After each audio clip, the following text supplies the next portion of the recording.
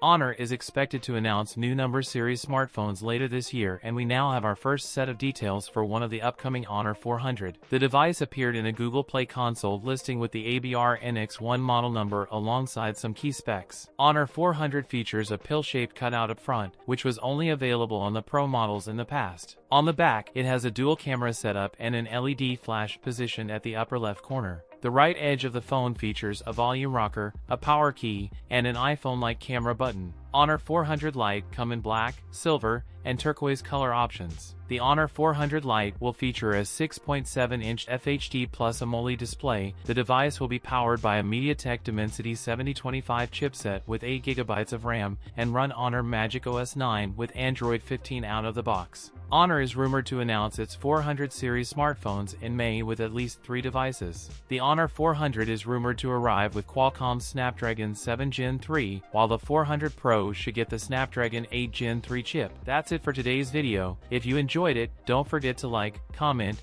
and subscribe for more content. Thanks for watching, and I'll see you in the next one.